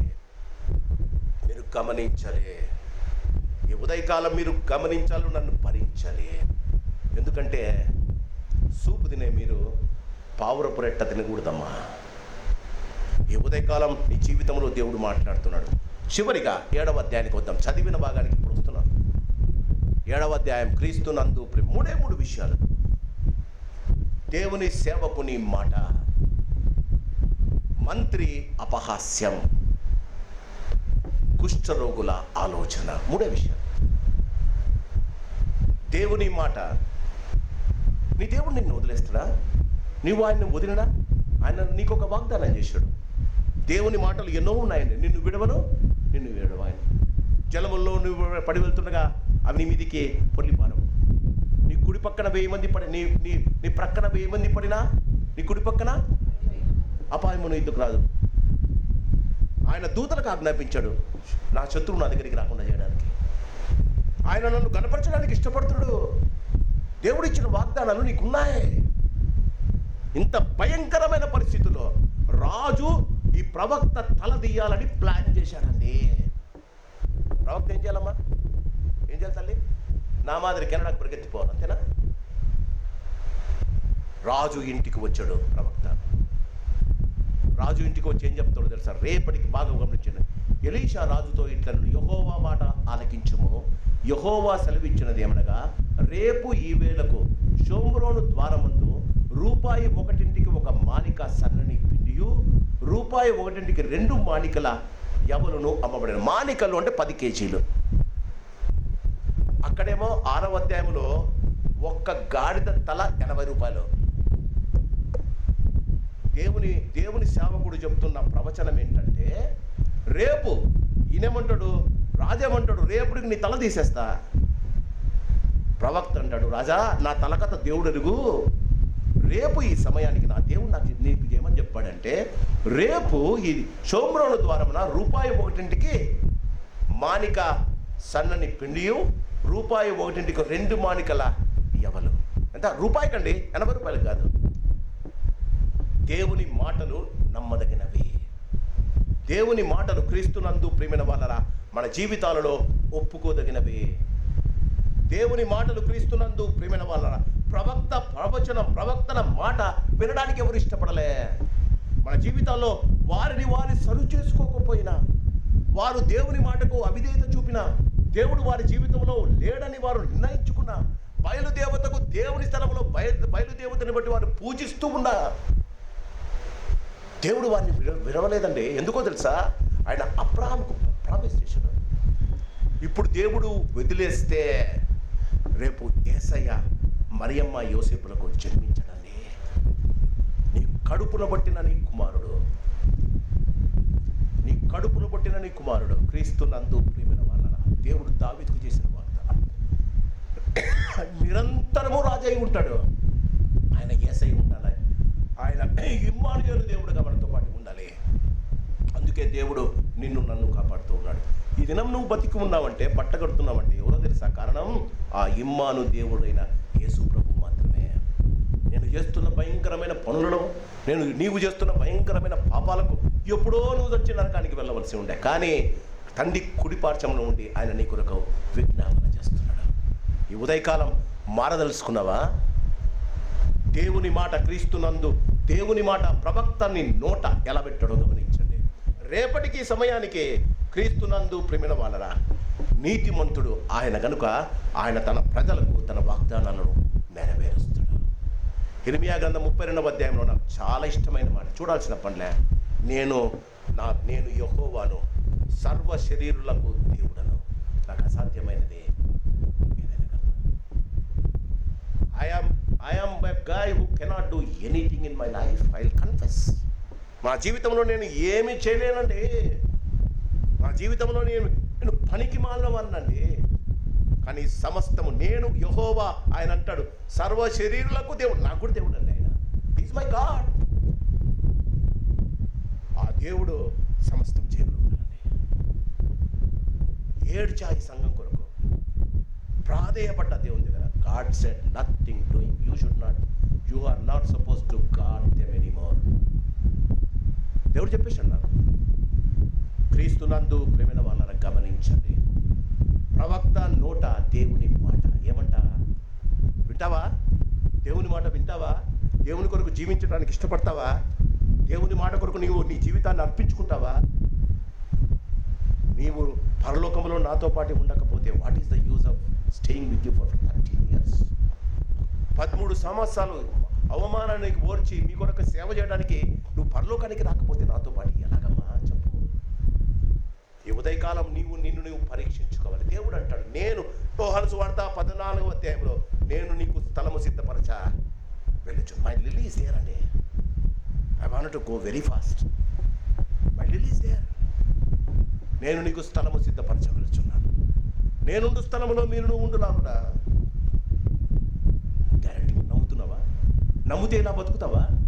నమ్మితే దేవుని వదిలిపెట్టి జీవిస్తావా? ప్రవక్త అంటాడు, రేపటికి ఈ సమయానికి క్రీస్తునందు ప్రియమైన వాళ్ళ వారు సరి చేసుకోవాలని, వారి జీవితాలు బాగు కావాలని, వారు దేవుని నమ్ముకోవాలని, వారి మాట మీద నిలబడాలని, వారు దేవునికి దగ్గర కావాలని, వాక్యము చేత దేవునికి సమీపం కావాలని దేవుని కోరికండి. దూరమే ఎన్ని చేర్లు కానివ్వండి, దూరమే. క్రీస్తునందు ప్రియమైన వాళ్ళరా మనము, మన వారు, మన సంతానము, మన కుటుంబం మనకు ఎక్కువైపోయిందమ్మా. దేవుడు దూరం చేస్తాడు. జాగ్రత్త. నీవు దేని మీద మనసు పెట్టుకున్నావో, దేవుని కన్నా దేని మీద నీవు మనస్సు పెట్టుకున్నావో, ఆయన రోషము కలిగిన దేవుడు. నీవు దేని గురించి దేవునికి దూరం అవుతున్నాడో వాటిని నీకు దూరం చేస్తాడు. జాగ్రత్త. అన్న మాట వినండి. దేవుడు వాటిని నీకు దూరం చేస్తాడమ్మా. God is going to tear your families into pieces. కఠినంగా ఉండొచ్చు నా మాట. వచ్చేవాడు ఇంత కఠినంగా మాట్లాడకపోవచ్చు. My heart is telling me to tell you the truth. దేవుని మాట వినండి. దేవుని ఇంత కఠినంగా బోధ చేసేవాడు ఎవరు లేకపోవచ్చు. ఈ ఉదయకాలం నువ్వు నమ్మాలమ్మా. దేవుని మాటను నువ్వు నమ్మాలి. వారు అబ్రహాము దేవుని వాగ్దానమును నమ్మెను, అది అతనికి నీతిగా పొడపడ్డాడు. హాగరు మాట విన్నాడు. 10 సంవత్సరాలు దేవుడు ఇవ్వవలసిన కుమారుని ఎక్స్టెండ్ చేశాడు, అయినా నమ్మాడమ్మా. నమ్మరే, దేవుని నమ్మరే. Why? Because you believe in yourself more than your God. దేవుని కన్నా మీరు ఎక్కువ నమ్ముతారు కదమ్మా.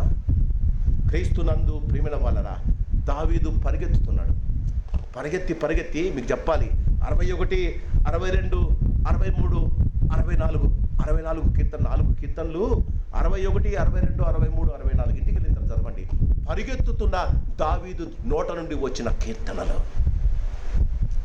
పరిగెత్తుతున్న దావీదు నోట నుండి వచ్చిన కీర్తనలు అండి. ఏడుపంతా ఒకటే, నీ సన్నిధి నాకు దూరం చేయొద్దయ్యా. చంపేస్తే చంపే, కానీ నీ సన్నిధి నుండి నాకు దూరం చేయదు. 60వ కీర్తనలో క్రీస్తునందు ప్రియమైన వాళ్ళరా, ఆయన అంటాడు మనుషుల సహాయం, పరిగెత్తుతూ ఉంటాడు, మనుషుల సహాయం వ్యర్థం. 60వ అధ్యాయం కీర్తన 64లో అంటాడు మనుషుల సహాయం వ్యర్థమయ్యా. నిజంగానే వ్యర్థమండి. 61లో అంటాడు, 61:4లో నీ రెక్కల చాటున నేను దాక్కుంటానయ్యా. 90వ కీర్తనలో మహోన్నతుని చాటున నివసించువాడే చెప్పాలి. దాక్కోవడానికి ఇష్టపడ్డావా? పరిగెత్తుతున్నాడండి. ఉండడానికి ఇల్లు లేదు, భార్య పిల్లలు లేరు, 22 సంవత్సరాలు పరిగెత్తాడు. ఏమంటాడు తెలుసా? నువ్వు చెప్పావయ్యా వాగ్దానం, నీ రెక్కల చాటున నేను దాగుకొందును. 62వ కీర్తన 1వ వచనం, నా ప్రాణము దేవుని పరిగెత్తుతున్నాడండి. నా ప్రాణము దేవుని నమ్ముకొని మౌనముగా ఉంది. 63వ కీర్తన, రాజు కాలే, రాజు దేవుని బట్టి సంతోషించునుగాక. నిన్ను పొగడితే ఎంత సంతోషం కదా. సంఘంలో నేను గమనించిన, ఎవరితో మంచిగా మాట్లాడితే ఎంత సంతోషమో వాళ్ళు. ఒకరోజు కొంచెం గట్టిగా మాట్లాడితే అసలు గుడికి రాదు. క్రీస్తునందు ప్రేమైన వాళ్ళని మీరు గమనించాలి. దేవుని మాట ప్రవక్త నోట ఉన్నప్పుడు మీరు కేవలం దయచేసి నన్ను గమనించండి, నన్ను క్షమించండి అమ్మా. ప్రవక్త నోట కేవలం ఆశీర్వాదమే కాదు, ప్రవక్త నోట శాపం కూడా ఉంటుంది. ఈ యెహోరాము తండ్రి అయిన ఆహాబు నాబోతు యొక్క తోటను కూర తోటల కోసం తీసుకున్నాడు. ఒక్కసారి నాతో పాటి మొదటి రాజుల గ్రంథం 21వ అధ్యాయం, ఒక్కసారి నాతో రండమ్మా. మొదటి రాజుల గ్రంథం. పాస్టర్ గారు మమ్మల్ని భయపెట్టొద్దండి పాస్టర్ గారు, ఏం చేయాలి చెప్పండి. 21వ అధ్యాయం, మొదటి రాజుల గ్రంథం 21వ అధ్యాయం, మొదటి వచనం. ఆ సంగతులైన తర్వాత యెజ్రెయేలులో షోమ్రోను రాజైన ఆహాబు నగరును ఆనుకొని యెజ్రెయేలు వాడైన నాబోతునకు ద్రాక్ష తోట కలిగి ఉండగా, ఆహాబు నాబోతును పిలిపించి, నీ ద్రాక్ష తోట నా నగరుకు ఆనుకొని ఉన్నది కనుక అది నాకు కూర తోటకిమ్మని పలికెను. నాబోతు అంటాడు, నేను ఇవ్వను. ఏడ్చుకుంటూ పోయి భార్య యెజబెలుతో చెప్పాడు. అమ్మా బాగా వినండి కథ, మన ఇంట్లో జరిగేదే. నువ్వు ఏదో ఒకటి కావాలనుకున్నావు, కావాలనుకుంటే ఆ కావాలని నువ్వు దొరక్కపోతే ఇంటికి వెళ్తావు, భార్య అడుగుతాడు, ఏంది మూతి చూడండి, మీరే చూడండి. 5వ వచనం, అంతటా అతని భార్య యెజబెలు వచ్చి, చదవండి తల్లి, ఏముందమ్మా? రాజు మూతి ముడుచుకుంటే భార్య చూసింది. నీ మూతి ముడుచుకున్నప్పుడు నీ భార్య ఎప్పుడన్నా చూసి అడిగిందా? ఏమండి బాధగా ఉన్నారు, ఏమండి భయాందోళనలో ఉన్నారు, ఏమండి మూతి ముడుచుకున్నారు అడిగిందా? అడిగినప్పుడు క్రీస్తునందు ప్రేమన అంటాడు, నాబోతు వాడు చిన్నోడు, 2 ఎకరాల పొలం. రాజుకు అప్పుడే 2,000, 3,000 ఎకరాల స్థలం ఉంది. నాబోతు స్థలం కావాలి అంటే భార్య అంటుంది, డోంట్ వరీ, పనికి మారిన ఇద్దరిని పిలిచి, జాగ్రత్తగా వినాలి, పనికి మారిన ఇద్దరిని పిలిచి ఒక్కసారి 9వ వచనం, ఆ తాకీదులో వ్రాయించినదేమనగా, ఉపవాస నిర్ణయము జరగవాలని మీరు చాటించి నాబోతును జనుల ఎదుట నిలవబెట్టి, నీవు దేవుని రాజును దూషించే అతని మీద సాక్ష్యము పలుకుటకు పనికి మారిన ఇద్దరు మనుషులను సిద్ధపరచుడి. తీర్పు అయిన మీదట అతనిని బయటికి తీసుకుని వెళ్ళి రాళ్లతో చావగొట్టిడి. అతని పట్టణపు పెద్దలను, పట్టణమందు నివసించు సామంతులను యెజబెలు తమకు పంపిన తాకీదు ప్రకారము జరిగించిరి. చూడండి దాని తర్వాత 14వ వచనం. నాబోతు రాతి దెబ్బల చేత మరణమాయని వారు యెజబెలుకు వర్తమానము పంపగా, నాబోతు సజీవుడు కాడు, అతడు చనిపోయాను గనుక నీవు లేచి యెజ్రెయేలుడైన నాబోతు క్రయమున నీకియ్యనొల్లకపోయినా అతని ద్రాక్షతోటను స్వాధీనపరచుకోమని అహాబుతో చెప్పెను. ఏదో ఒక పని చేసేయండి, స్కూటర్ దొరుకుతుంది మనకు. ఒక అబద్ధం చెప్పేయండి సార్తో, ఒక అబద్ధం చెప్పేయండి.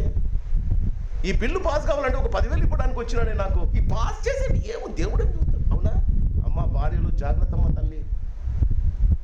మీ పిల్లలను రిపుగా ఎంకరేజ్ చేసినట్లు ఏశావు తోలు కప్పొద్దండమ్మా. చచ్చినప్పుడు యాకోబు చూడ్డానికి రాలేదు తల్లి, జాగ్రత్త. నాబోతును చంపారు, అక్కడికి వచ్చాడు ఎలీషా. చూడండి ఒక్కసారి చూడండి. క్రీస్తునందు ప్రియమైన వార 19వ వచనం. నీవు అతనిని చూచి ఇలాగూ ప్రకటించుము, యెహోవా సెలవిచ్చినదేమనగా, నీవు దీని స్వాధీనపరచుకోవడం నీవు నాబోతుని చంపుతివి కదా. యెహోవా సెలవిచ్చినదేమనగా, ఏ స్థలమందు కుక్కలు నాబోతు రక్తమును నాకెనో ఆ స్థలమందే కుక్కలు నీ రక్తమును నిజముగా నాకునని అతనితో చెప్పాడు. నెరవేరుతుందా? ఇది శాపం కదా. దేవుడు మంచివాడు, దేవుడు ఆశీర్వాదం ఇస్తాడు అని చెప్తే మీకు చాలా సంతోషం. నువ్వు చేస్తున్న భయంకరమైన పనికి దేవుడు నిన్ను శాపం తెప్పిస్తానంటే మీకు కోపం. దేవుడిచ్చిన మాట, యెహోషువ చెప్పిన మాట నెరవేరుతుందా? క్రీస్తునందు ప్రియమైన వాళ్ళరా, మొదటి రాజుల గ్రంథం 22వ అధ్యాయం, మొదటి రాజుల గ్రంథం 25వ అధ్యాయం మొదటి రాజుల గ్రంథం 22వ అధ్యాయము 34వ వచనం. పిమ్మట ఒకడు తన విల్లు తీసి గురి చూడకయే విడువగా అది ఇశ్రాయేలు రాజు కవచపు, అంటే అహాబు రాజు కవచపు మధ్యను తగిలిను గనుక అతడు నాకు గాయమైనది, రథము త్రిప్పి సైన్యమును అవతలకు తీసుకొని పొమ్మని అతని సారథి చెప్పాను. నాడు యుద్ధము బలముగా జరుగుచున్నప్పుడు రాజు సిరియనుల యువతలు అతని రథము మీద నిలవబెట్టిరి. అస్తమయమందు అతడు మరణమాయను, తగిలిన గాయములో అతని రక్తము కారి రథములో మడుగు కట్టెను. సూర్యాస్తమ సమయమందు దండు వారందరూ తమ తమ పట్టణములకు దేశములకు వెళ్ళిపోవచ్చునని ప్రచురమాయను. ఆ ప్రకారము రాజు మరణమై షోమ్రోనులో కొంచుపోబడిన షోమ్రోనులో పాతిపెట్టబడెను.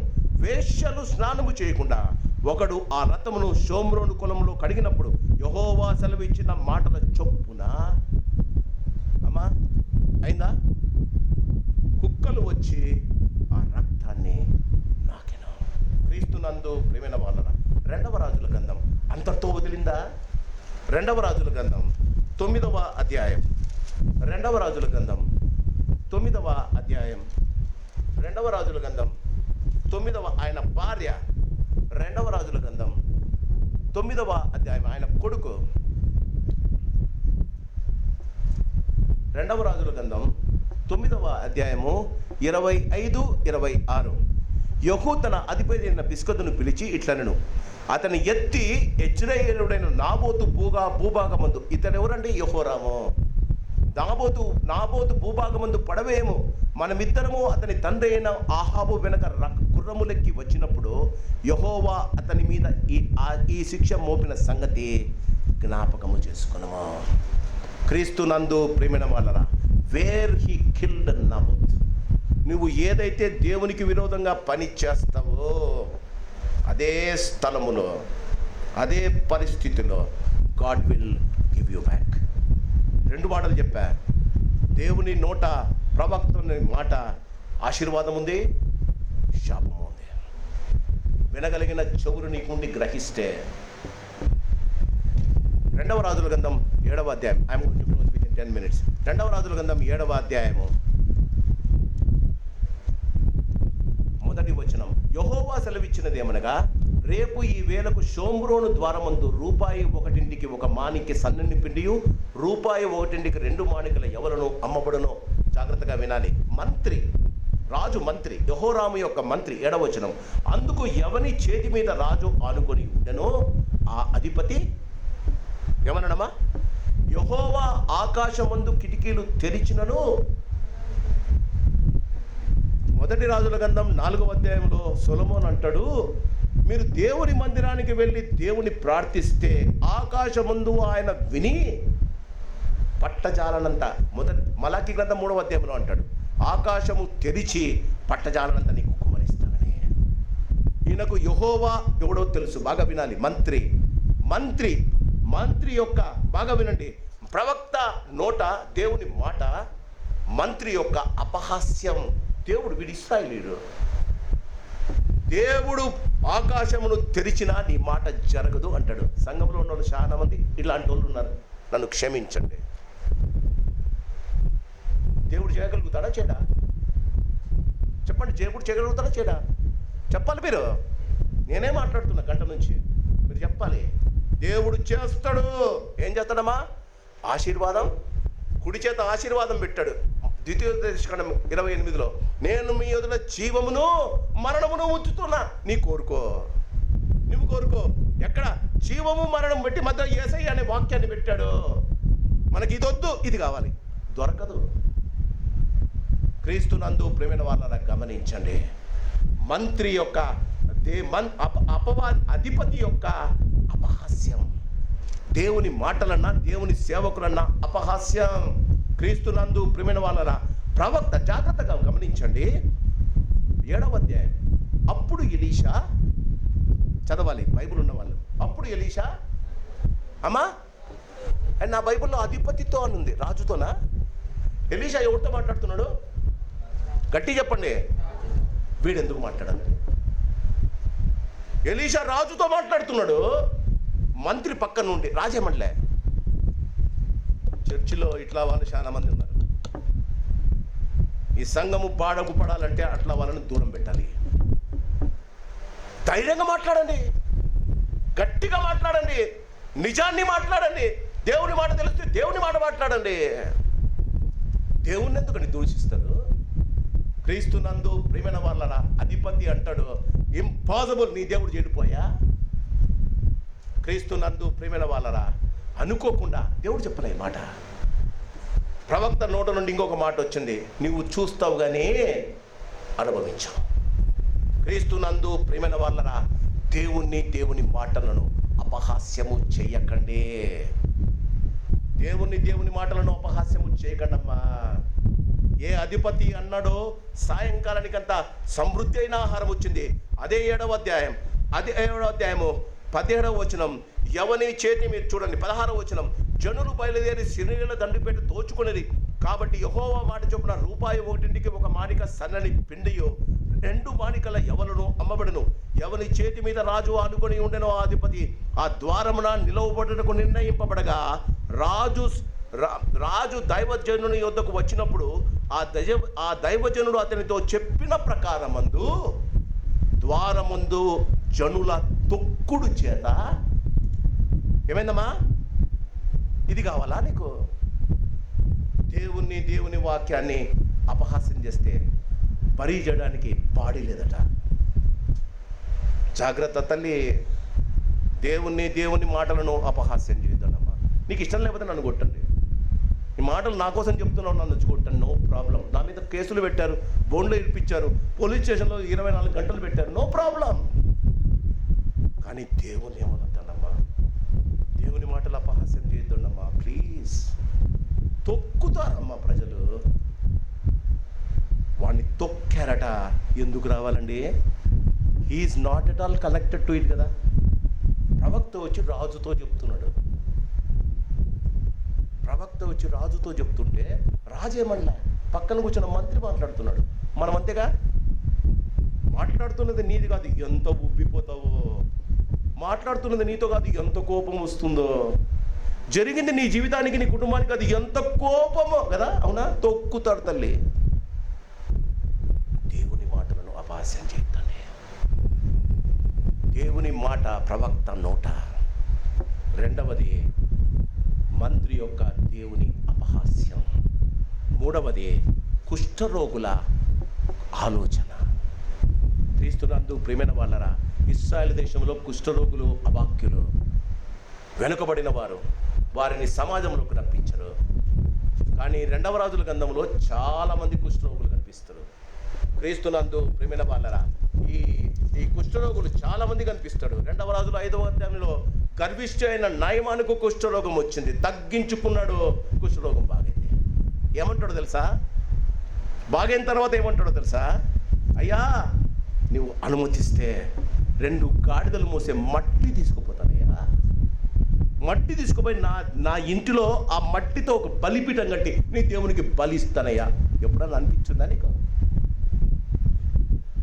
ఆయన అన్యుడు, అన్యదేశం నుంచి వచ్చిన సైన్యాధిపతి బాగైన గర్విష్ఠైన వాడు బాగైన తర్వాత, దేవుని మాట విన్న తర్వాత, యోర్దాను నదిలో 7 సార్లు మునిగిన తర్వాత ఆయన అన్న మాట ఏంటో తెలుసా? 2 గాడిదలు మోసే మట్టి నాకు ఇవ్వయ్యా. రక్షింపబడిన నీవు బయట ఉన్న చెత్తను 2 గాడిదలో తీసుకుని వచ్చి గుడిలో పోస్తున్నావు కదా. We have brought the world into this church. That's why it has become a people's mall, not the church. సంఘములో ఉండవలసినవి, సంఘములో చూడకూడనివి బయట నుంచి తీసుకొని వచ్చి లోపల పెడుతున్నారమ్మా మీరు. జాగ్రత్త.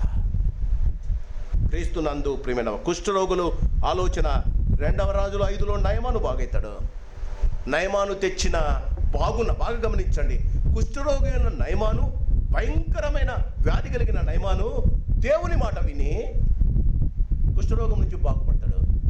ప్రతినిత్యము ఎలీషా కాలు దగ్గర కూర్చున్న ఎవడండి? గెహాజీ కాలు దగ్గర కూర్చొని విండేవాడండి. వాడు దేవుని మాటను అలక్ష్యము చేసే నయమాను పోగొట్టుకున్న కుష్టు తనకు, తన కుటుంబం వారికి అందరికీ తెచ్చాడండి. ఒకడు కుష్టు వదులుకున్నాడు, ఇంకొకడు కుష్ఠరోగు ఆశించి పొందుకున్నాడు. ఇద్దరు దేవుని మాటలు విన్నారు. Where are you? ఇప్పుడు ఈ 4 కుష్ఠరోగులు, మన జీవితం కుష్ఠరోగం అండి. దేవుడు నన్ను చూస్తే అరికాల నుంచి నడుము దాకా నాకు కుష్టు ఉందండి, పాపం అనే కుష్టు. అయినా దేవుడు నన్ను జత చేసి మీతో వాటి ఉండనిచ్చాడండి. సజీవమైన సహవాసంలో నిన్ను నన్ను పెట్టాడమ్మా. వారంటారు క్రీస్తునందు ప్రియమైన, వారి డిసిషన్ ఏంటో గమనించండి. క్రీస్తుని 2వ రాజుల గ్రంథం 7వ అధ్యాయము 3వ వచనం ఒక్కసారి. ఆ పట్టణములో గుమ్మముల 4 కుష్ఠరోగులు ఒకరినొకరు చూచి, మనము చచ్చిపోవు వరకు ఇచ్చట ఎందుకు? మొదటి డిసిషన్, ఎందుకు కూర్చోవాలి? దుష్టుల ఆలోచన చొప్పున చెప్పాలి, నడువక వస్తుంది కదా. పాపుల మార్గమున ఎక్కడ కూర్చోద్దనమ్మా? ఈ మంత్రి ఉండే చోట మీరు కూర్చోద్దండి. అపహాసకులకు చేర్చున్న మంత్రి ఆ ఊర్లో ఉన్నాడు, షోమ్రోన్లో. కుష్ఠరోగులు అదే ఊర్లో ఉన్నారు. చచ్చిపోతాము నాయనా, ఎందుకు కూర్చోవాలి? మీరు ఎక్కడ కూర్చుంటున్నారో జాగ్రత్త. అందుకే వెనకలు కూర్చోద్దని చెప్పా, ముందుకు వచ్చి కూర్చోండి అని చెప్పా. మీరు ఎక్కడ కూర్చుంటున్నారో జాగ్రత్త అమ్మా.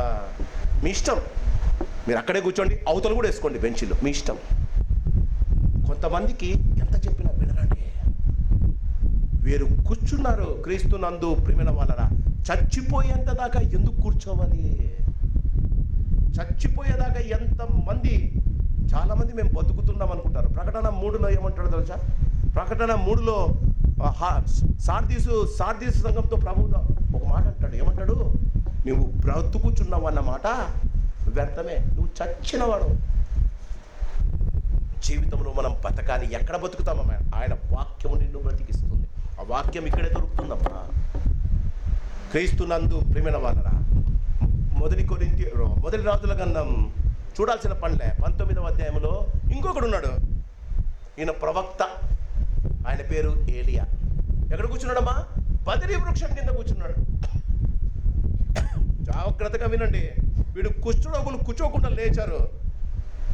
దేవుని చేత వాడబడిన భయంకరమైన అగ్ని కురిపించే ప్రవక్త ఏలియా బదిరీ వృక్షం కింద కూర్చున్నాడు. ఏమో తెలుసా? ఏమంటాడో తెలుసా? మరణాపేక్ష గలవాడే, నేను అందరి ప్రవక్తల కంటే గొప్పవాణ్ణి కాదు ప్రభువా, నా ప్రాణము తీసుకో. దేవుడు తీసేసుకున్నాడు. ఓకే, కూర్చున్నవారు గమనించాలి. దేవుడు ఏమంటాడు తెలుసా? నీతో నాకు పని అయిపోయిందయ్యా, పోయి ఎలీషా మీద నీ దుప్పటే. కూర్చొని ఉండడం జాగ్రత్త పడండి. లేచారమ్మా. ఏమంటారు? వారు గొప్ప, వారి జీవితంలో క్రీస్తునందు ప్రియమైన వాళ్ళని గమనించండి. కూర్చొని ఉండడం, నీ ఇంటిలో కూర్చొని ఉండడం నీకు మంచిది కాదు. లూకాసు వార్త 15వ అధ్యాయంలో తప్పిపోయిన కుమారుని చూస్తాం. వాడు ఎవరితో కూర్చున్నాడమ్మా? పందులతో పాటు కూర్చున్నాడు. వాడేమంటాడు? నేను లేచి నా తండ్రి యొద్దకు వెళ్ళి, తండ్రి నీకును పరలోకానికి విరోధంగా పాపం చేసింది, ఇక నీ కుమారుడు అనిపించడానికి ఈ దినం నువ్వు లేయాలి. కుష్ఠరోగులు లేచారు, నువ్వు లేయాలి. నీవున్న పరిస్థితి నుంచి నువ్వు లేయాలి. క్రీస్తునందు ప్రియమైన వాళ్ళరా, వాళ్ళు ఏమంటారు? Immediate action. పదండి. ఎక్కడికండి? శత్రు సైన్యానికి పదండి. ఏమంటారో తెలుసా? వారు మనలను బతుకుదాం. దేవుడు బతికిస్తాడమ్మా. నీవు కూర్చున్న పరిస్థితి, నీ పాపపు పరిస్థితి నుండి దేవుడు నిన్ను బాగు చేయాలని ఇష్టపడుతున్నాడు. నిన్ను దేవుడు బతికిస్తాడు. But you have to get up. నువ్వు లేయాలి, దేవుని సన్నిధికి రావాలి. సిరియను దండుకు పోదాము. బతికించిన వారు మనలను బతికించిన దేవుడు బతికిస్తాడు. ఆయన చంపడమ్మా. ఆయన సన్నిధానికి వచ్చిన ఎవరు చంపడమ్మా. తప్పిపోయిన కుమారుని వల్ల నువ్వు రావడానికి ఇష్టపడితే నీ రింగు నీకు వస్తుందమ్మా, నీ వస్త్రం నీకు వస్తుందమ్మా, నువ్వు పోగొట్టుకున్న స్థానం నీకు తిరిగి దొరుకుతుందమ్మా. వాళ్ళు ఇంకొక మాట అంటారు, దే రియలైజేషన్. వారి ఆలోచన 7వ అధ్యాయము 9వ వచనం, మనము చేయున్నది మంచి కార్యము కాదు. ఎంత రియలైజేషన్ అండి! ఇది అల్టిమేట్గా నీకు రావాల్సింది. నీవు జీవిస్తున్న జీవితం మంచిది కాదు అని తెలుసుకోవాలి. There is a good news there. ఇది శుభవర్తనము గల దినము. ఎందుకంటే ప్రవక్త నోట నుంచి మాట వచ్చిందండి. ప్రవక్త నోట నుండి వచ్చిన మాట దేవుడు నెరవేర్చాలంటే కుష్ఠరోగులకు ఆలోచన కలిగజేస్తాడండి దేవుడు. నేను కుష్ఠరోగిని, నా ఆలోచన శుభవర్తనమానం మోసుకుపోవడం మాత్రమే.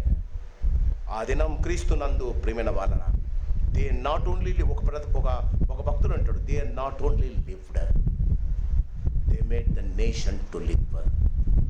దే నాట్ ఓన్లీ లివ్డ్, వారు మాత్రమే కాదు, ఇశ్రాయేలు జనాంగాన్ని వారు బ్రతికించారు. ఈ ఉదయకాలం చచ్చిన నీవు లేస్తే, బ్రతికి ఉన్నావు కానీ చచ్చిపోతున్నావని సార్థి సంఘానికి చెప్పిన ప్రభు నీతో అంటున్నాడు, you are dead but I'm giving you another chance. Get up from where you sat. కూర్చున్న స్థలం నుంచి లేయే. చచ్చిపోతే పర్లేదు, దేవుని సన్నిధానికి రా. దేవుడు అంటాడు, ఆనాడు వారు అంటున్నారు, అబ్బా రక్షణ దొరికిందయ్యా మాకు, ఇది మంచిది కాదు, ఇది శుభవర్తమానం. ఏంటమ్మా? శత్రువుల దగ్గర శుభవర్తమానం ఉంటుందా? ఉంటుందట. 23వ కీర్తనలో దావీదు అంటాడు, ఏమంటాడమ్మా? నా శత్రువుల ఎదుట నీవు నాకు భోజనము సిద్ధపరచు. క్రీస్తు నందు ప్రియమైన వాళ్ళరా, the famine has turn into a feast. కుష్ఠరోగుల ఆలోచన వల్ల క్రీస్తు నందు ప్రియమైన వాళ్ళరా, ఆకలి క్షామం ఆహారపు పండుగగా మారింది. ఎలా ఉన్నావు నువ్వు? దేవుని చేత వాడబడే ప్రవక్తగా ఉన్నావా? మంత్రి, ఆ భయంకరమైన అధిపతి అపహాస్యము చేస్తున్నావా దేవుణ్ణి? కుష్ఠరోగుల ఆలోచన, జనులు తొక్కుడు చేత చచ్చిపోయాడట. క్రీస్తు నందు ప్రియమైన వాళ్ళ అదే ప్రజలు, ఇదే ప్రజలు, అదే దేవుడు, ఇదే దేవుడు, అదే మాట, ఇదే మాట. నేడు నేను మీ ఎదుట జీవమును మరణమును ఉంచుచున్నాను. మీరు ఎవరిని సేవించదరో కోరుకునుడి. నేనును నా ఇంటి వారును యెహోవాను, గట్టిగా నాల, నేనును నా ఇంటి వారును యెహోవాను ప్రార్థన చేసుకుందాం. ఒక్కసారి we are living under the same people. అలాంటి ప్రజల మధ్యనే మనం జీవిస్తున్నాం.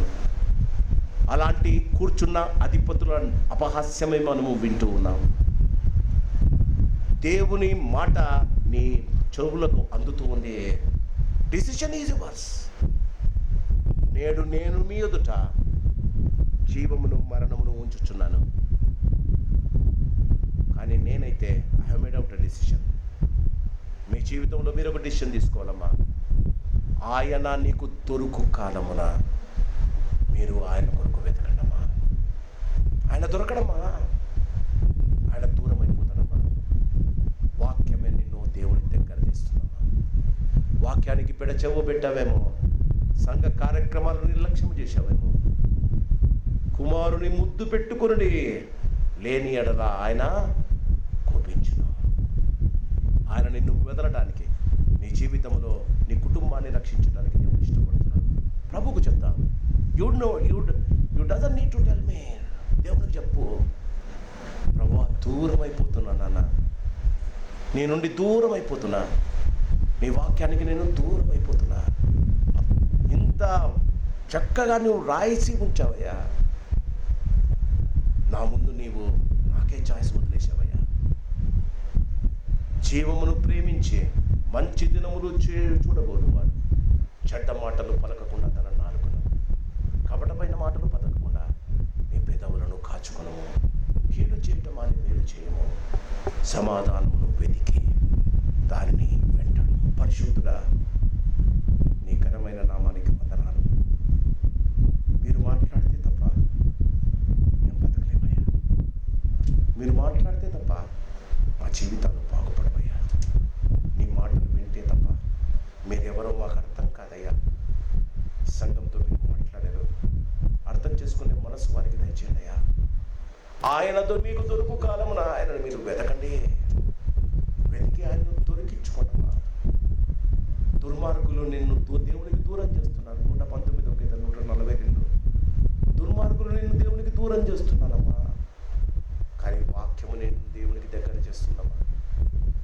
దేవునికి చెప్తా, ప్రభువా మమ్మను క్షమించు నాయనా, మేము నీకు దూరం అయిపోతున్నాం. ఈ లోకములో అపవాది యొక్క అపహాస్యము మా చెవులో పడినప్పుడు నీకు దూరం అయిపోతున్నాం. దయచేసి మమ్మల్ని క్షమించండి. కుష్ఠరోగులైన శుభవర్తమానం మోసుకొని వచ్చేవారిగా మమ్మల్ని చేయండి నాయనా.